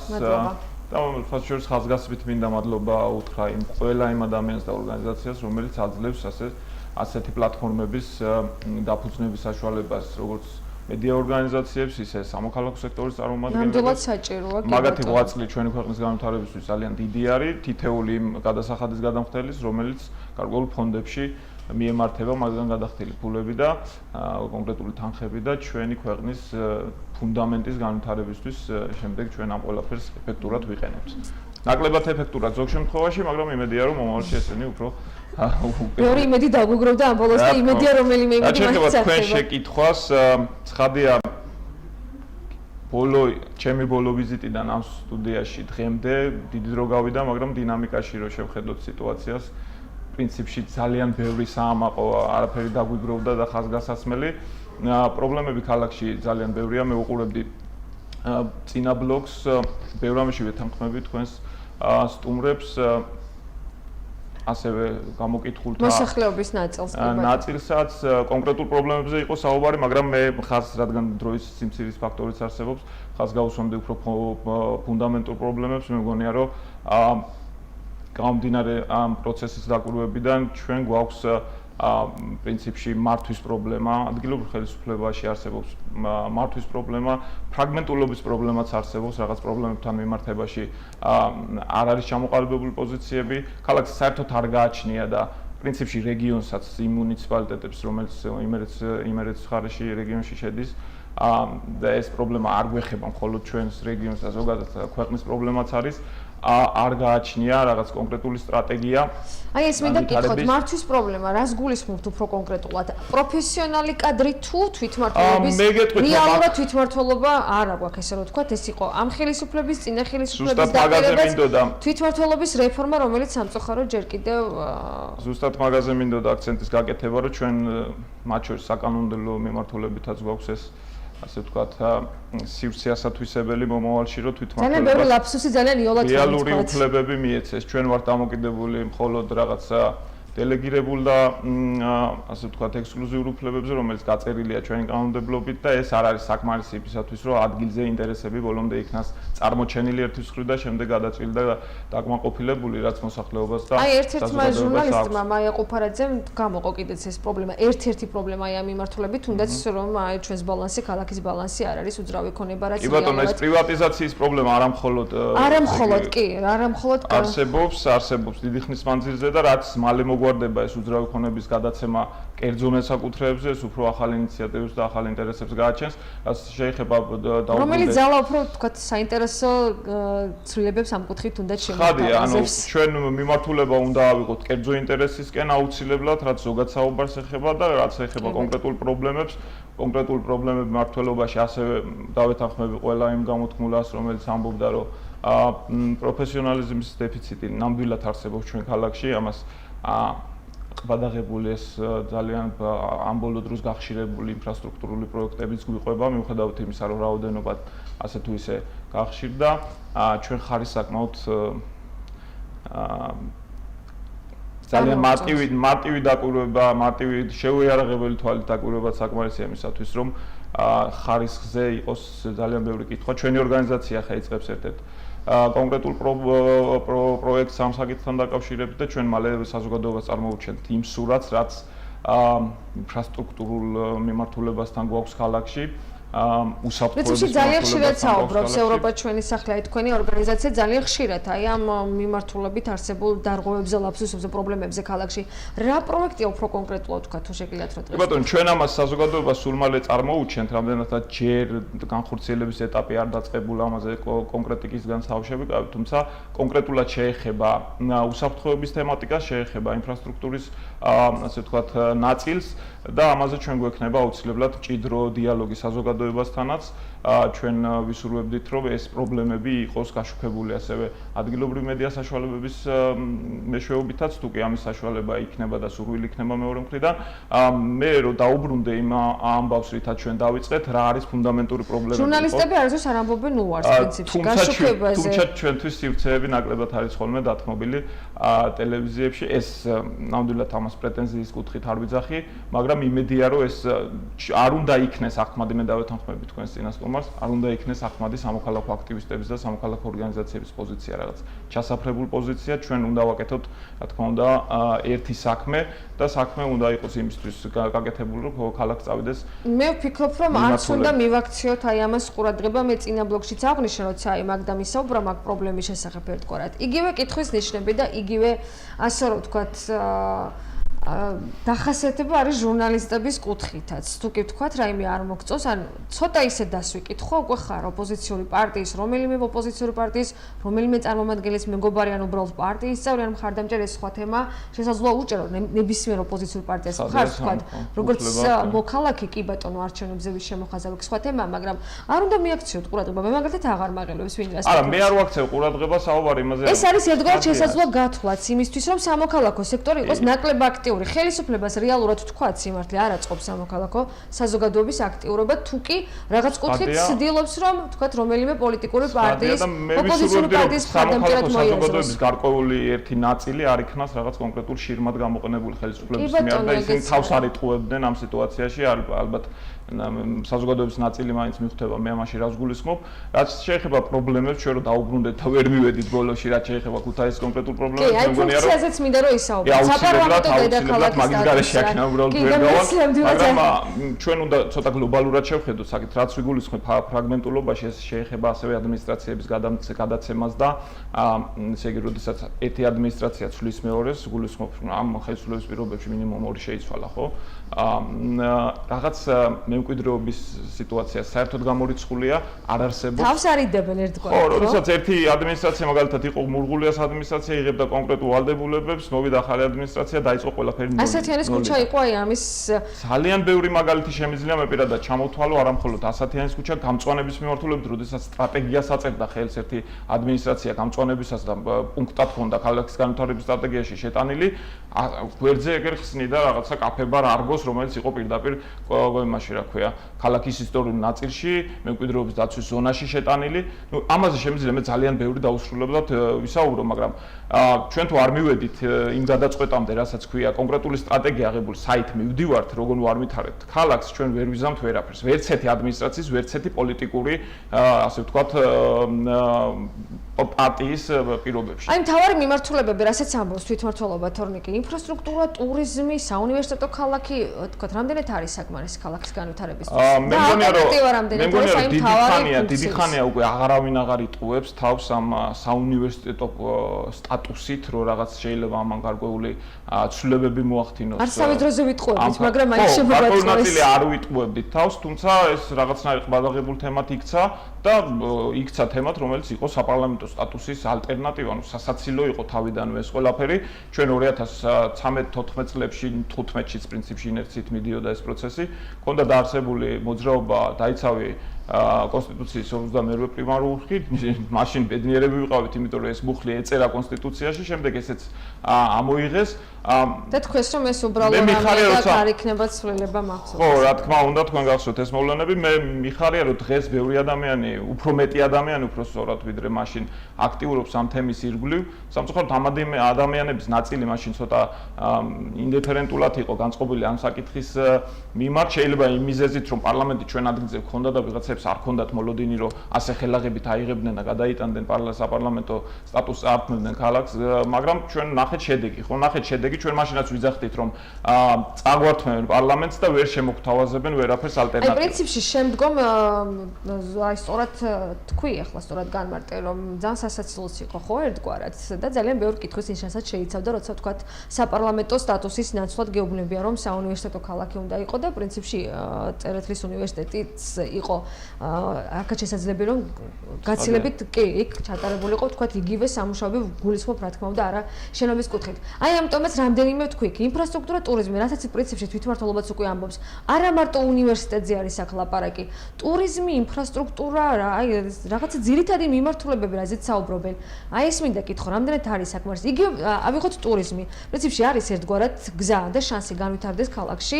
ეს მიმართულება და შემდგომ ქალაქი განავითაროს.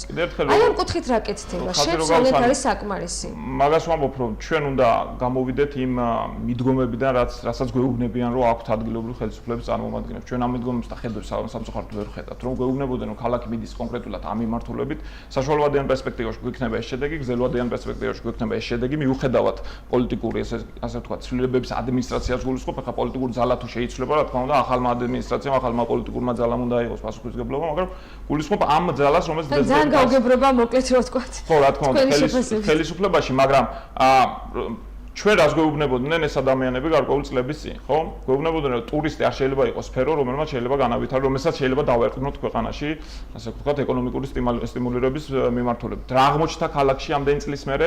ჩვენ ვართ აკიდებული ერთ აეროპორტზე, რომელიც ითვლებოდა რაღაც ასე ვთქვათ, ხარჯად, რომელიც არ უნდა გაეღო თურმე რომ ამბობენ კიდევაც რომ არის ერთ-ერთი მთავარი მიმართულება ქალაქის განვითარებისთვის, მაგრამ ჩვენ რასაც ვხედავთ, ამ ხელა ქალაქი, სიდიდით მეორე ქალაქი, სიდიდით მეორე ქალაქი, რომელიც სულ ზღაფავს და მე ალბათ ამაში ყველა დამეთანხმება, ვინც ჩვენ გვიყურებს და მიგრაცია არის ყველაზე დიდი პრობლემა ქალაქ ქუთაისისთვის და ეს ვერ შეზღუდა ვერაფერმა სამწუხაროდ და ვერც ვხედავთ რამეს პერსპექტივაში რომ ეს რამე შეაჩეროს, ვხედავთ რომ ამ ესე იგი სულის ზღაფელ სტატუსის მქონე ქალაქის პირობებში ტურიზმი არის ერთადერთი სფერო, რომელიც ასე თუ ისე მუშაობს. მე გეტყვით რომ ბოლო მონაცემებით 28% არის ტურისტული მიზნით ქვეყანაში შემოსვლათა რაოდენობა, კონკრეტულად ტურისტული მიზნით, ასევე სხვადასხვა მიზნები, ხო?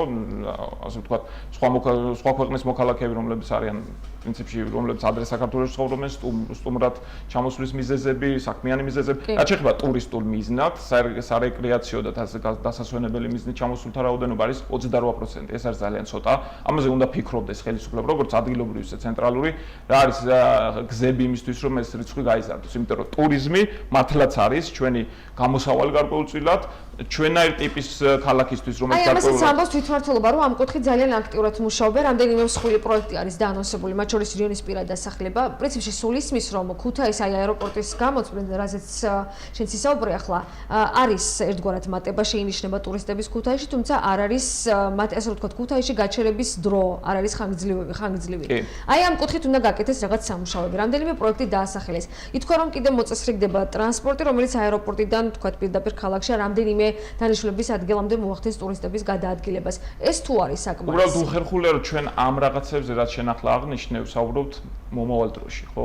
იმიტომ რომ რამდენი წელია გასული მას მერე რაც მაგათ ახალ ხელისუფლებას აეროპორტი იქ დახვდა, ტერმინალიც კი არ არის და აეროპორტთან დაკავშირებით იყო ეს ცოტა ისეთი მიდგომაც. კი ბატონო, ჩათვალეს ეს იყო დაუსაბუთებელი ხარჯი ეს არის ციტატა, რომელსაც ხშირად იმეორებდნენ მაშინდელი ახლადმოსული განმავლობაში. თუმცა ჩვენ შევხედეთ რომ ეხლა უკვე სიხარულით ხსნიან ყოველ ახალ რეისს და ეს არ არის ვინმეს კუთვნილება ადამიანებმა არ უნდა ჩათვალონ რომ თუნდაც წინა ხელისუფლების კუთვნილებაა ეს რა თქმა უნდა ეფექტური მმართველობა არის მოთხოვნა რომელსაც ჩვენ ვაყენებთ ისევ როგორც საპარლამენტო სტატუსი არ იყო თქვათ რომელიმე პოლიტიკური პარტიის ეს იქნებოდა ამ ქალაქისთვის არა მხოლოდ მთელი ქვეყნისთვის გადარჩენის ხსნა ჩვენ რო შევხედოთ დემოგრაფიულ სიტუაციას ჩვენ რო შევხედოთ ურბანული განვითარების სიტუაციას რა ხდება ქვეყანაში ხო ჩვენ რეალურად რამდენი ქალაქი გვაქვს ქვეყანაში გვაქვს ერთი ეკონომიკური ცენტრი რომელიც არის მეგაპოლისი და გვაქვს რამოდენიმე ასე ვთქვათ მსხვილი დასახლება რომელსაც ეკონომიკური საფუძველი განვითარების არ გააჩნია გვაქვს სეზონურად პირობითად ბათუმი ქალაქი რომელიც მოძრაობს მუშაობს და გარკვეულ ბრუნვას ხედავთ ეკონომიკურში ქუთაისი არის სიდიდით მეორე ქალაქი და თქვენ თუ დამისახელებთ რაიმე აი მიმდინარე ტენდენციაში რამე პირობას რომ ზეგ თუ და მოსახლეობის რაოდენობით ეს მეორე ადგილი დაუკარგეთ ნუ ამას დიდი მნიშვნელობა პრინციპში არ აქვს ეს უფრო თავისუფალმა ბაზარმა უნდა განავითაროს და ინტერესებმა თავისუფალმა შიდა მიგრაცია როგორ სად იქნება ამას ჩვენ ვერც აგრძელავთ და ვერც ვასტიმულირებთ რაიმე ფაქტორით მაგრამ ჩვენ უნდა ვიზრუნოთ ამ ქალაქის რომ ჩვენთან იყოს ეს ეკონომიკური სტიმულირება უფრო მეტი პრინციპში და ეს იყოს რაღაც საფუძველი იმისა რომ ადამიანები კი არ გარბოდნენ მოდიოდნენ კიდეც აქ საცხოვრებლად და ეს პარლამენტის სტატუსი იყო ეს ერთ-ერთი იმის ნაწილი, რასაც უნდა შეექმნა განვითარებული ქუთაისი. არ იყო ერთადერთი, ხაზგასმით, მაგრამ იყო ერთ-ერთი. ყველაზე მთავარი ალბათ. ამ ხნის შემდეგ უსირცხვილოდ ხედავთ ამ ადამიანებს უბრალოდ, რომლებიც პასუხსაც ვეღარცემენ ამ საკითხს თუ რა წლები გავიდა, ხო, ჩვენ შეგვიძლია 5 წლის პერსპექტივიდან შევხედოთ ამ სურათს, რა მოიტანეს პარლამენტის ნაცვლად. უბრალოდ ვერაფერიც ვერ მოიტანეს, ხო? შენობა შენდება. შენობა შენდება უნივერსიტეტის, მაგრამ ჩვენ ქალაქში ვიცით ძალიან ბევრი მიტოვებული შენობა. აი ვეკითხები თქვენს მაყურებელს. მათ შორის პარლამენტის რომელიც ძალიან დიდი ფული დაგვიჭდა ჩვენ. და ეხლა საკმაოდ დიდი თანხები ხარჯება. უბრალოდ ესეც უსირცხვილობა არის და ძალიან ისეთი ცივი მიდგომა არის ამ საკითხის მიმართ, რომ შენობა არის მიტოვებული და არც არავის არ აინტერესებს იქ რა გაკეთდება. მინდა ვკითხო მაყურებელს, მინდა ვკითხო თქვენს, უბრალოდ რა შეიძლება აი დაუშვათ, რომ 2020 წლის ხო მაგათ ხო არა აქვს რამეს განსაკუთრებული ალტერნატიული მოლოდინი, მაგრამ დაუშვათ რომ საზოგადოებამ უარი უთხრა მოქმედ ხელისუფლებას 2020 წლის არჩევნებზე და რა ხდება მე უნივერსიტეტთან დაკავშირებით. ვინმეს აქვს ილუზია რომ წაგებული ქართული ოცნების ასე ვთქვათ ლიდერი ივანიშვილი თავის ფინანსებს დახარჯავს ქუთაისის კეთილდღეობისთვის, ან რანაირად შეიძლება და ყოფილიყო პრინციპში 200.000-იანი ქალაქის დანამატი 60.000-იანი უნივერსიტეტი. საერთოდ ეს ხალხი ოდნავ მაინც თუ აკვირდება რა ტენდენციები ამ მიმართულებით ევროპაში. რამდენად ვიშვებთ რომ მოსახლეობამ შესაძლოა უთხრას უარი ქართულ ოცნებას გადაუხვია ამ ერთი კითხვი და დაუბრუნდეთ ისევ თემას. შეგვიძლია მათ თემაზეც ვისაუბროთ, ცხადია, ანუ ჩვენ რომ ეს არ დაუშვათ, უბრალოდ არ უნდა დაუშვათ დემოკრატიის, ასე ვთქვათ, არსებობის საბაზისო ელემენტებიც კი საქართველოში, ჩვენს ქვეყანაში. რა თქმა უნდა, ყველამ ეს უნდა დაუშვას, ყველამ უნდა გაიაზროს მათ შორის ვისთვისაც შეიძლება. ოცნებას რამდენად აქვს გააზრებული თორნიკე, რომ შესაძლოა დაკარგოს ახლა ხელისუფლება და მე ვფიქრობ, რომ ის მოვლენები, რაც ახლა ქვეყანაში ვითარდება, მაიძულებს უბრალოდ იმის ფიქრისკენ მივყავარ, რომ არ აქვს ბოლომდე გააზრებული, თუ რა შეიძლება მოყვეს, ესა რა ქვია, ამ მათი ხელისუფლებიდან ხელისუფლების ძალით შენარჩუნების პროცესს და რა შედეგამდე შეიძლება მივიდნენ არამხოლოდ ისინი, ჩვენი ქვეყანა. ცდილობს ოცნება ხელისუფლება შეინარჩუნოს ძალმომრეობით ამას ამბობ. ძალმომრეობით პოლიტიკა არის სახეზე, ჩვენი ქალაქის მაგალითზე შეგვიძლია ეს გავიხსენოთ.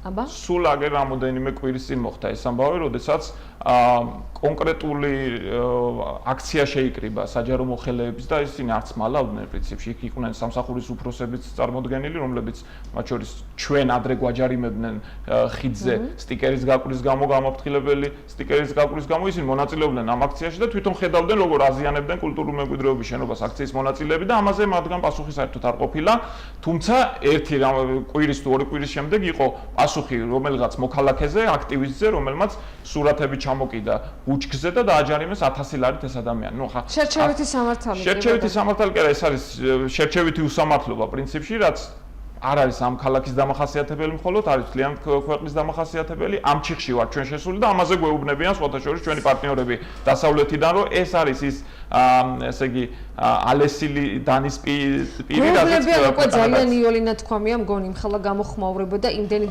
ერთგვარად შესაძლოა წერილზე ძალიან იოლად რომ თქვათ, მაგრამ აი დღესაც ოცნება თქვა, განაცხადეს რომ ბევრი ინფორმაცია არ აქვს, მაგალითად კალაძემ, რადგან მაინც გადავედით ერთგვარად პოლიტიკაზე კალაძემ, დღესაც თქვა რომ არ აქვს ინფორმაცია ამერიკელებს და უბრალოდ ბევრი უზუსტობა მათ მიერ გამოქვეყნებულ და გამოგზავნილ წერილებში და ერთგვარად აპირებენ რომ გაცილებით მეტი ინფორმაცია მიაწოდონ. კარგი, აი მაინც მინდა რომ გადაცემის ფორმატს მოვერგოთ და აი ამ კუთხით მოვაბრუნოთ ახლა ეს კითხვა.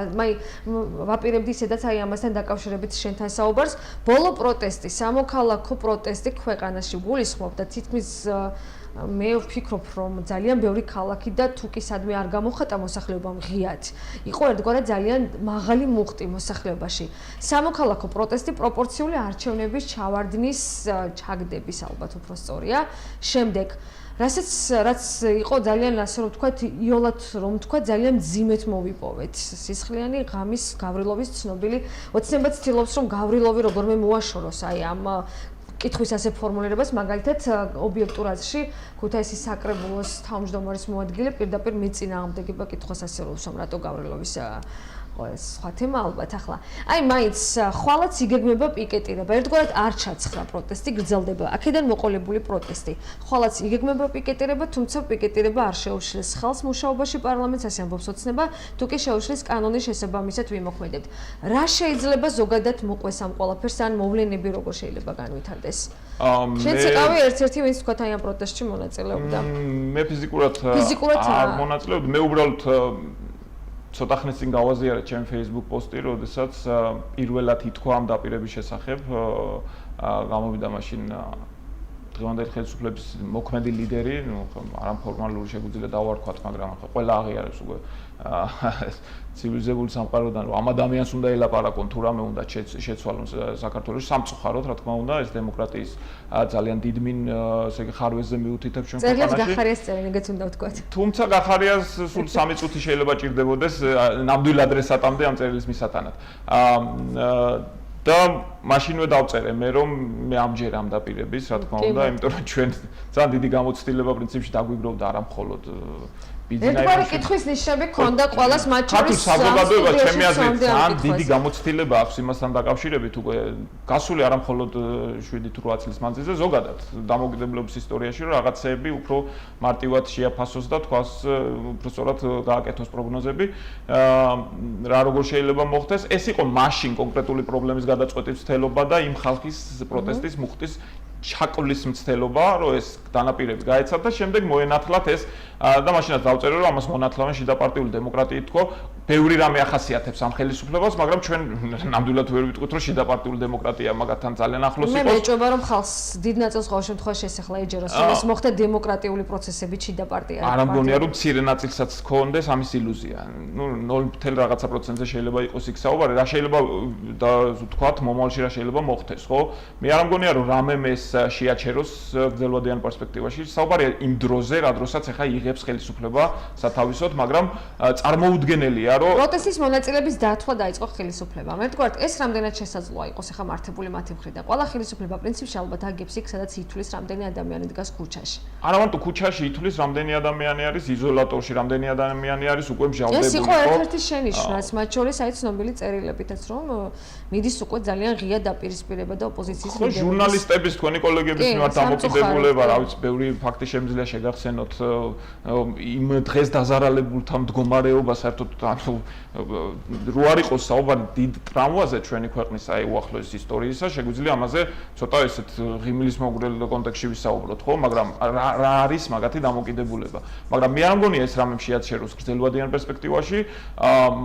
უბრალოდ აქ საუბარია იმაზე რაზე წავა, რაზეა წამსვლელი ეს ხელისუფლება და ჩვენ შევხედეთ რომ წამსვლელი არის რეპრესიებზე, ეს რეპრესია ჩვეულებრივი, როდესაც ხა ადამიანს გამოხატვის თავისუფლების გამო აკავებთ, თუნდაც რამოდენიმე დღით, აკავებ უფრო ხანგრძლივად და არ გაქვს პასუხი რატო აკავებ, არ უშვებ მასთან წარმომადგენლობითი საკანონმდებლო ორგანოს წევრს, როდესაც ეს არასდროს არ იყო შეზღუდული პრინციპში და გაქვს ესეთი დამოკიდებულება, რომ ან ქმნი კომფორტის ზონას შენი მხარდაჭერისთვის და მიუთითებ სხვა დანარჩენს, რომ ან იქნები ჩემი მხარდაჭერი, ან იქნები რეპრესირებული. როდესაც ხელისუფლება ამ წყალგამყოფს, ასე ვთქვათ, სთავაზობს საზოგადოებას, ის იღებს რადიკალურ პასუხს. რადიკალურში ამ შემთხვევაში არ გულისხმობ რაღაცას, რაც შეიძლება ვინმე ოპონენტმა გაიფიქროს, არაფერი გულისხმობ დემოკრატიული წესით ხელისუფლებიდან ყველა უნდა მიეჩვიოს. ყველა უნდა მიეჩვიოს აუცილებლად, რომ ხელისუფლებას ვერავინ არ იკეთებს. რა თქმა უნდა, სამოქალაქო პროტესტის მუხტის ჩასახშობად სჭირდებოდა მაშინ ეს ხელისუფლებას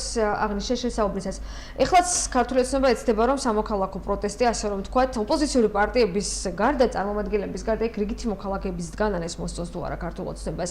ხშირ შემთხვევაში მით უფრო აი ახალგაზრდები ვის კისერზეც პრინციპში გადაიარა ძალიან ბევრმა სირთულემ, ძალიან ბევრი თვეა უკვე. ძალიან ჯიუტად ასე რომ ვთქვათ, აგრძელებენ პროტესტს და აფიქსირებენ საკუთარ მოსაზრებას.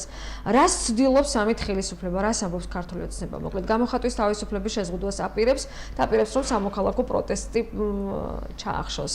ჩვენ უკვე ძალიან ბევრი ვარაუდი არ გვიწევს იმ მოვლენების ანალიზის საფუძველზე, რაც უკვე მოხდა, ანუ ვიცით რისი გამკეთებელია ხელისუფლება, ხო? უბრალოდ ისინი ელოდებიან, აქ ხო ბალანსი ითვლება. ბალანსი ითვლება რაოდ საკმაოდ პრიმიტიულად. და ეს ძალიან სამწუხაროა ჩემთვის, როდესაც ხელისუფლება უყურებს რამდენი კაცია მის წინააღმდეგ. მაგრამ მოსახლეობამაც უნდა იცოდეს, აი ეს მინდა კიდევ არითმეტიკული პოზიციებიდან უყურებს ამ ყველაფერს და სამწუხაროდ ეს არის მისთვისაც საკმაოდ ეს არ შეიძლება იყოს ძირითადი ინდიკატორი, იმიტომ რომ შეიძლება მოსახლეობის დიდი ნაწილი ამას ტელევიზიით უყურებდეს, მაგრამ არავინ არ იცის სხვა რა პოზიცია ექნება მას თუნდაც ქუჩაში, ხო?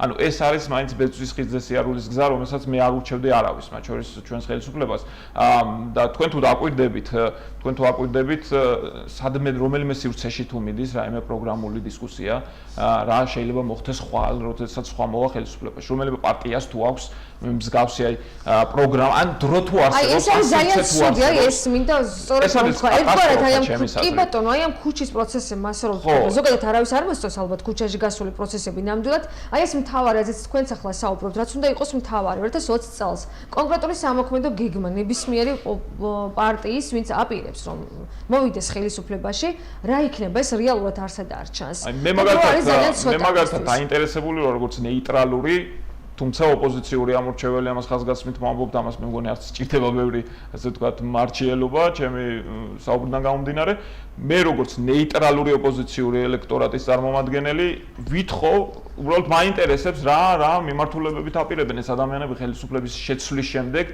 ასე ვთქვათ მოქმედებას პოზიციონირებას რა იქნება ჩვენი ქვეყნის ეკონომიკური კურსი ძირითადად და ასე შემდეგ. რაც უფრო მეტი მაღალია ინტერესი მოქალაქეების ეს არის საერთოდ არსებობს ამ სივრცეები არსებობს ქუჩის დაკავებისთვის გამოხატვის თავისუფლების ბრძოლისთვის და ასე შემდეგ იმ ფუნდამენტური უფლებებისთვის რომელიც წესი ჩვენ დიდი ხნის წინ უნდა გაგვევლო და რასაც რის ბაზისზეც მოვიდა ქართული ოცნება რომ თითქოს ადრე ინგრეოდა ქვეყანა და მათ უნიკალური დემოკრატია შექმნა. აი, ამიტომაც არის ძალიან აქტიურად და ძალიან საჭირო სამოქალაქო საზოგადოების აქტიურობა, რაზეც შენ ახლა საუბრობ, მოვითხოვოთ გაცილებით მეტი ინფორმაცია, გაცილებით ხმამაღლა უნდა ვთქვათ, რა გვინდა, როგორ გვინდა, როგორი ქალაქი გვინდა, როგორი ქვეყანა გვჭირდება და რაც შეიძლება მეტი, ასე რომ კიდევ ერთხელ გავიმეორებ, პასუხებიც მოვითხოვოთ. ჩვენი ორგანიზაციის მაგალითი ასევე ვიფიქრებდი რომ და ვფიქრობ რომ სხვა ორგანიზაციებისთვის, მათ შორის დამწყები სამოქალაქო აქტივისტებისთვის უნდა იყოს, ასე ვთქვათ, გასათვალისწინებელი, მაგალითად ის მაგალითი, როდესაც ჩვენ ორჯერ დაგვაჯარიმ ადგილობრივმა თვითმმართველობამ ძალიან აბსურდულ რეჟიმში, როდესაც პარალელურ რეჟიმში იგივე ადგილებში იყო უამრავი სტიკერი, უამრავი განცხადება გამოკრული შეთანხმების გარეშე და ჩვენ ორივე დავა მოვიგეთ სასამართლოში. ეს უნდა გავაგრძელოთ, შეიძლება დამღლელი აქვს აზრი სამოქალაქო აქტიურობაზე. დამღლელი იყოს ეს რეჟიმი. ეს რეჟიმი არის საკმაოდ უმადური რეჟიმი, მე მინდა ყველას უთხრა, თუმცა გარკვეული ასე ვთქვათ, მომენტები იმის სათამაშო ინტერესისაც არსებობს, ჩვენ უნდა ვიყოთ მუხჩაუხლელად ამ საქმეში, ჩვენ უნდა ვიყოთ ძალიან ენერგიულები, რომ თითეული, ასეთი კი პრინციპული პოზიციით გამოვტყუოთ ამ ხელისუფლებას. ძალიან დიდი მნიშვნელობა აქვს ნებისმიერი ჩვენგანის აქტიურობა, სამოქალაქო საზოგადოების აქტიურობას, რაზეც ახლა თორნიკეც საუბრობს. გაცილებით ხმამაღლა და კიდევ უფრო აქტიურად უნდა ვიყოთ ჩართული საკუთარი ქალაქის და ქვეყნის განვითარებაში. და სამოქალაქო პროტესტის გამოხატვის არ უნდა შეგვეშინდეს არანაირად. მაყურებლის ყურადღებას მივაქცევდი უბრალოდ იმ ტენდენციებზე, რაც დასავლეთიდან მოდის და თქვენი გადაცემა არის ეს ერთ-ერთი მაგალითი იმისა, თუ რას ახალისებენ ისინი აქ, ხო? ანუ რას უყურებენ ფონდები, საერთაშორისო ფონდები, რა მიმართულებით ჯობია რომ თავი არის მოქალაქე. რა თქმა უნდა, აქცენტი გაკეთეს და ეს ადამიანები ორიენტირებული ცხადი არიან საქართველოს მოქალაქეზე, ცხადი არიან ჩვენს კეთილ მომავალზე, ხო? და მე ვისურვებდი უფრო მეტი იყოს ასეთ გადაცემა, სადაც ჩვენ მსგავს საკითხებზე არა მხოლოდ გადაცემა, სივრცეები იყოს თუნდაც სადისკუსიო, იმიტომ რომ ჩვენ ამის დეფიციტი გვაქვს სამწუხაროდ, ხო, დისკუსიის. ჩვენ რაღაც ცალკარში მუშაობის რეჟიმი ჩამოვაყალიბეთ ბოლო წლებში და ეს არის ძალიან ცუდი, იმიტომ რომ უნდა იყოს რაღაცა სივრცეები იმისთვისაც, როდესაც ჩვენ ცოცხალ რეჟიმში შეგვეძლება ოპონენტისგან მივიღოთ პასუხები. ამ გადაცემის ფარგლებში, ასე რომ ვთქვათ, თვეში ორჯერ ყოველ მეორე ორშაბათს აი ეს სივრცე სწორედ დაეთმობა სამოქალაქო საზოგადოებას. ჩვენ ვეცდებით, რომ ძალიან ბევრი, ასე რომ ვთქვათ, სამოქალაქო აქტივისტი მოვიწვიოთ და ჩვენს მაყურებელს ძალიან დეტალური ინფორმაცია მივაწოდოთ, რას აკეთებს სამოქალაქო საზოგადოება ქუთაისში, რამდენად არის მნიშვნელოვანი მათი აქტიურობა, ნებისმიერი ერთი მოქალაქის ჩართულობა და რა არის ზოგადად ჩვენი უფლებები. ხშირ შემთხვევაში არ იცის მოსახლეობის ბევრმა ნაწილმა და ეს არ არის, ასე რომ ვთქვათ, მათი ბრჭყალებში დანაშაული. ხშირ შემთხვევაში თვითმმართველობაც ერთგვარად ცდილობს, რომ ნაკლები ინფორმაცია გქონდეს, მოსახლეობას არ საუბრობ ხა კონკრეტულად ქუთაისის მაგალითზე, თუნდაც აი ჩვენ შეგვიძლია რომ ძალიან ბევრი რაიმე მოვითხოვოთ იგივე თვითმმართველობისგან. ხადია. ისევე როგორც ხელისუფლებისგან, მადლობა სამწუხაროდ ძალიან ცოტა დრომში, ამიტომ უნდა დავასრულოთ საუბარი. მე ვფიქრობ, რომ კიდე მოგვიწევს შეხვედრა, შესაძლოა მეორე გადაცემის ფარგლებშიც. მადლობა კიდევ ერთხელ თორნიკე ბარათაშვილი გახდათ. გადაცემის მეორე ბლოკის სტუმარი და ახლა მოკლედ ინფორმაცია, რომელიც ასევე ეხება აი ამ კამპანიას. საქართველოში სამოქალაქო კამპანია ეს ქვეყანა შენიას ფარგლებში სამუშაო შეხვედრა მოეწყო. აქტივობა იმერეთის რეგიონის პედაგოგების მონაწილეობით შედგა. ამჯერად შეხვედრის მიზანი საგანმანათლებლო სფეროს კამპანიაში ჩართვა გახდათ. ადგილზე უფროსპასულებისათვის კონკურსიც გამოცხადდა. კამპანია ეს ქვეყანა შენია საქართველოში სამოქალაქო საზოგადოების გაძლიერებას, სამოქალაქო ღირებულებების, საზოგადოებრივი ორგანიზაციების საქმიანობის პოპულარიზაციასა და სამოქალაქო აქტივიზმის ხელშეწყობას ემსახურება. თქვენ ახლა კადრში ხედავთ სწორედ ამ შეხვედრის ამსახველ ვიდეო მასალას. სამოქალაქო კამპანია ეს ქვეყანა შენია გაიზიარე პასუხისმგებლობა არის ესეთი კამპანია და აი მის ფარგლებში დღეს ქუთაისში იმერეთის რეგიონის სამოქალაქო განათლების პედაგოგებს ხვდებით. გავაცნობთ ამ კამპანიას, რომლის მიზანიც არის საქართველოში სამოქალაქო საზოგადოების გაძლიერება. ბევრ რაღაცაზე ვისაუბროთ, ბევრ პროდუქტს და რესურსს შევთავაზებთ, რომელიც მათ შეუძლიათ გამოიყენონ. გარდა ამისა, დღეს აქ გამოცხადდება კონკურსი ახალგაზრდებისთვის, უფროსკლასელებისთვის, ასეთივე დასახელებით ეს ქვეყანა შენია და კონკურსი იქნება 3 ნომინაციაში. პირველი არის სამოქალაქო ღირებულებები, მეორე საზოგადოებრივი ორგანიზაციების საქმიანობის წარმოჩენა და მესამე სამოქალაქო აქტივიზმი. აი გვინდა რომ ბავშვები ჩაერთონ ამ კამპანიაში, რათა მონაწილეობა მიიღონ და იგრძნონ პასუხისმგებლობა ამ ქვეყანაზე, ამ ქვეყნის განვითარებაზე და რაღაცა კონკრეტული საქმეები გააკეთონ თავისი ქუჩისთვის, სოფლისთვის, თემისთვის, ქალაქისთვის და რეგიონისთვის და ქვეყნისთვის საბოლოო ჯამში. ასე რომ დღეს ყველანი აქ ჩვენ შევთანხმდებით ალბათ რომ ეს ქვეყანა ჩვენია და თითოეულმა ჩვენგანმა უნდა ავიღოთ პასუხისმგებლობა. კონკურსი მოიაზრებს 3 პროფილით მუშაობა, 3 ფორმატი ექნება მიმართულება მას უпростоრად ეს იქნება ვთქვათ ინიციატივები და პროდუქტები, რომელიც შემოვა სამოქალაქო ღირებულებებზე, იქნება ასევე არასამთავრობო ორგანიზაციების ფუნქცია მოვალეობებზე, სადაც ამ პროდუქტებში აქცენტი იქნება გაკეთებული რომ საზოგადოება მეტი შეიტყოს თუ რა მიზანს ემსახურება ესა თუ ის არასამთავრობო და მესამე პროფილი იქნება სამოქალაქო აქტივიზმი. კონკურსში ჩართული მონაწილეები ეტაპობრივად საინფორმაციო შეხვედრებს, დამაზუსტებელ შეკითხვებზე კონკრეტულ პასუხებს მიიღებენ და საბოლოო ეტაპზე ფინალისკენ უკვე გამოვლინდება გამარჯვებულები თავიანთი პროდუქტებით, რომლებიც პოპულარიზაციას მოახდენენ სამოქალაქო და სოციალური პასუხისმგებლობის გაზიარებაში. ეს არის საუკეთესო საშუალება ახალგაზრდების ჩართულობისთვის, სამოქალაქო აქტივობებისთვის, არის არაერთი საინტერესო შემოთავაზება სამოქალაქო აქტივობების თვალსაზრისით ახალგაზრდებისთვის. გაიმართება საკონკურსო პროგრამის წარდგინება, იმედია რომ ჩვენი ახალგაზრდებიც ჩაირთვებიან აქტიურად, შეძლებენ გარკვეული აქტივობების წარმოჩენას და ევროკავშირის ამ საინტერესო პროექტში ჩართვას. მოკლედ ასეთი გავხდათ დღევანდელი გადაცემა. მადლობა რომ გვიყურეთ. ჩვენ 17 თებერვალს შევხვდებით ნახვამდის.